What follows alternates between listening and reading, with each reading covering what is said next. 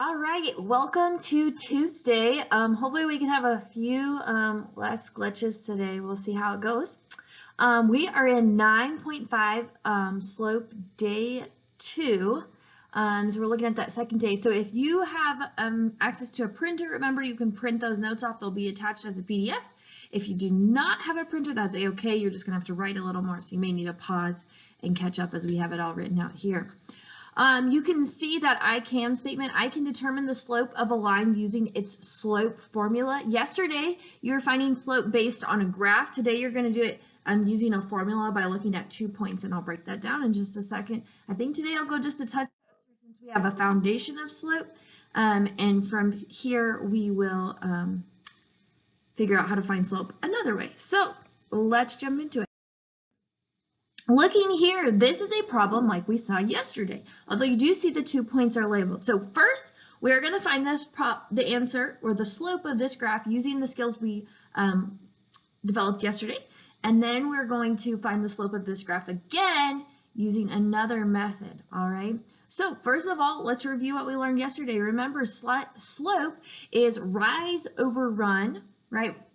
Or vertical change over horizontal change. So I'm starting at this point up at the top, 0, 7, and I'm going to find the vertical change. How much is it going up or down? So to go from this point to 4, 4, just vertically speaking, we're going to go down 1, 2, 3 units.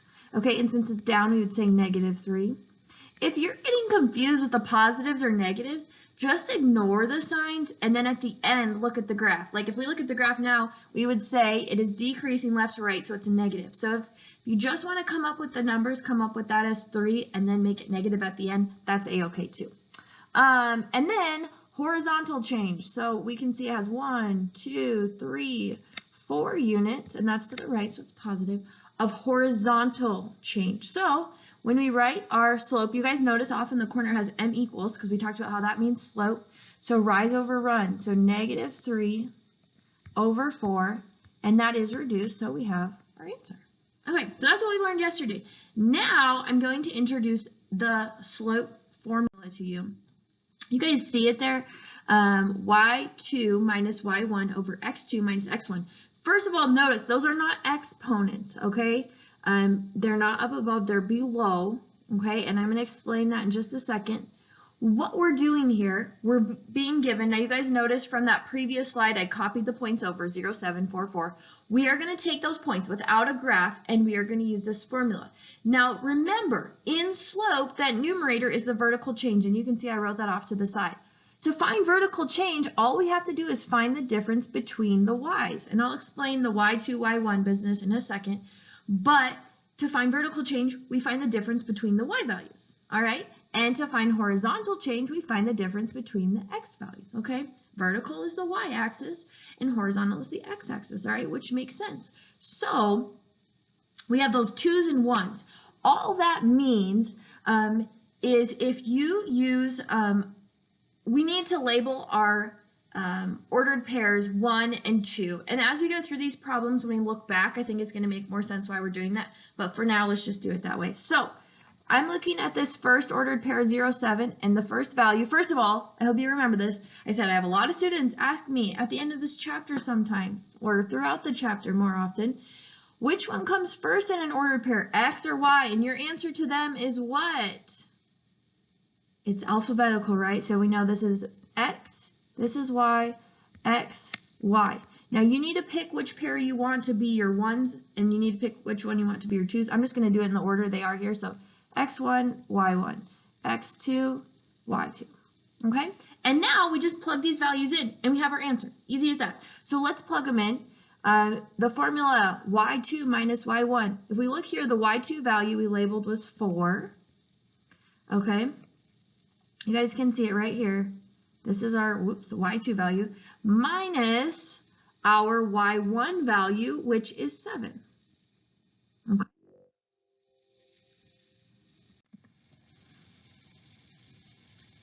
Okay, so now we are going to find that horizontal change. And again, we just plug the values in the way they're given here. We have x2 minus x1. We labeled x2 as 4. And we labeled x1 is 0. All right, so now you just need to simplify. 4 minus 7, going back all the way to chapter 1, is, go ahead and write it down, negative 3, right, over 4 minus 0, which is what? 4, right? Negative 3/4, will that simplify at all? No, so we are done. Does that match what we got on our previous slide? And I hope your answer is yes. Yes, it does match. So we can see there are multiple ways to get the slope here using a graph, using points. Let's keep going and try some more examples. All right, so using the formula y2 minus y1, we need to find the difference between the y's.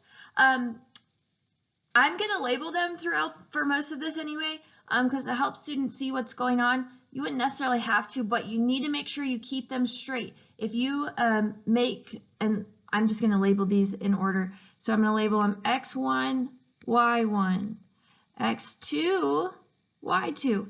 You can have them flip-flopped, that's fine, but they both, the x and y, have to be flip-flopped. And I just do it left to right because it's easiest. All right, so y2 minus y1, so 5 minus 2. All right, and then x2 minus x1, 7 minus 1. 5 minus 2, I simplify, and I get 3. 7 minus 1, and I get 6. Can this reduce? The correct answer is yes. Let's reduce it to 1/2. All right, now I want to show you what I mean. What do you mean when you're saying you can switch them around? Let me show you what I mean. So we have them right now labeled x1, y1, x2, y2. So I'm going to write below it so you guys can see the comparison. We'll do the second part all in green.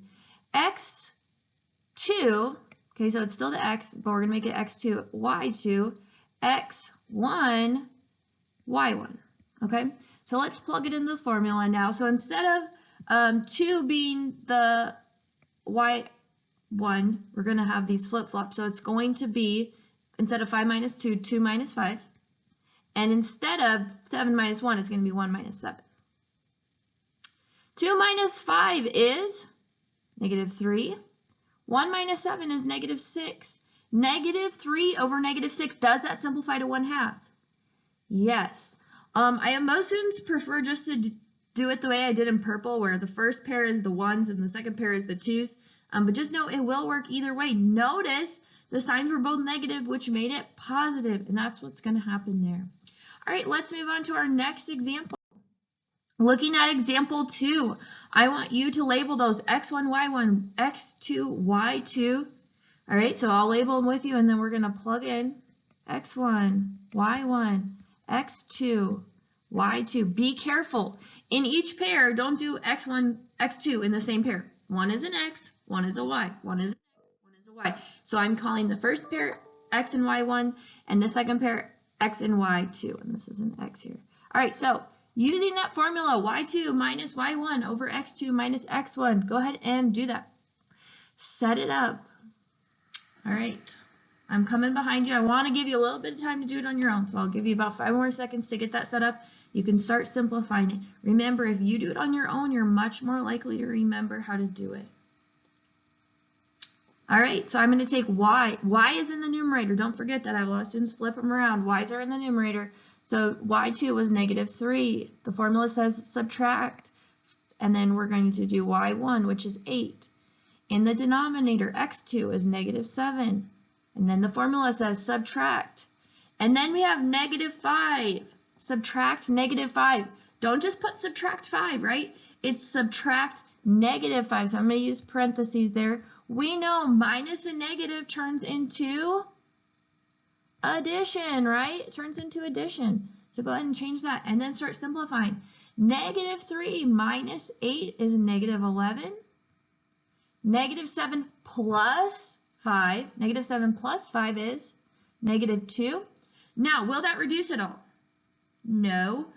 We have a negative over a negative, so it can be made positive. Now, I'm going to have students ask, should we make it to a mixed number? And the correct answer is definitely not. Do not do that. We need slope as rise over run. We're going to have to work with it, and if you switch it over, it will not work. So leave it as an improper, reduced, simplified fraction, but improper if necessary. So that is our answer. Questions can be sent to me. I do that out of habit. Example 3, our final example of the day. Using the slope formula, find the slope of the line through the two given points. Again, label them. Oh, did I say this is the last one? There might be one more. Sorry. Just like in class. Okay. Let's label these. X1, Y1, X2, Y2. And plug them into our formula.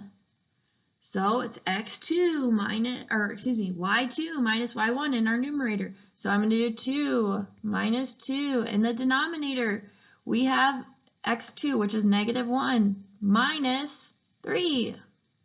Okay, we've plugged in. Now let's simplify. 2 minus 2 is 0. -1 minus 3 is -4. 0 over -4. 0 divided by -4. What does it simplify to?